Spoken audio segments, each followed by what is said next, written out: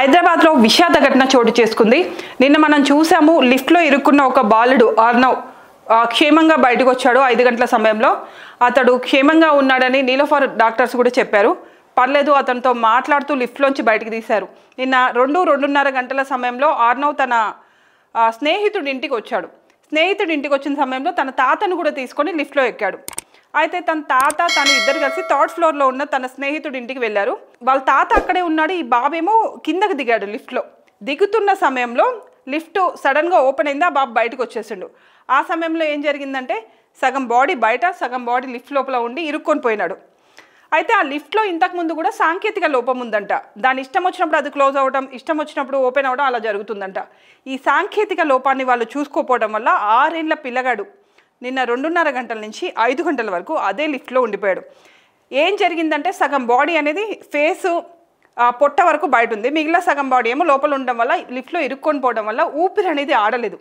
అప్పటికి డాక్టర్స్ ఊపిరి అందించే ప్రయత్నాలు చేశారు, లిక్విడ్స్ ఇవ్వడము ఇలాంటివన్నీ చేశారు. అయినా సరే ఆ బాబుకి ఊపిరి అనేది చక్కగా అందక ముందుగా బ్రెయిన్కి ఆక్సిజన్ వెళ్ళలేదు. ఆ తర్వాత బాడీలో ఆర్గాన్స్ ఉంటాయి కదా, మల్టిపుల్ ఆర్గాన్స్ అనేవి ఫెయిల్యూర్ అయినాయంట. హాస్పిటల్లో జాయిన్ చేసిన సమయంలో పిల్లాడు బాగానే ఉన్నాడు, అంటే అప్పటికి డ్యామేజ్ అనేది ఉంది, బ్రతికిస్తామనే నమ్మకంతో డాక్టర్స్ ఉన్నారు. కానీ ఎంత వాళ్ళు ప్రయత్నించినప్పటికీ బాబు రికవర్ అవ్వకపోవడం వల్ల దురదృష్టవశాత్తు ఈరోజు బాబు మరణించాడని నీలోఫర్ డాక్టర్లు వెల్లడించడం జరిగింది. ఇలాంటి లిఫ్ట్లు ఎక్కడైనా ఉన్నా చిన్నపిల్లలు మనతో పాటు వస్తున్నప్పుడు కూడా మనం కొంచెం జాగ్రత్తగా ఉంటే బెటర్. ఏదో మాట్లాడుకుంటూ వెళ్ళిపోయి లిఫ్ట్ డోర్ వేసుకోవటం ఇట్లా చేస్తూ ఉంటాం. ఒక్కొక్కసారి లిఫ్ట్లో సాంకేతిక లోపాలు ఉండటం వల్ల ఎక్కువగా బలయ్యేది చిన్నపిల్లలే.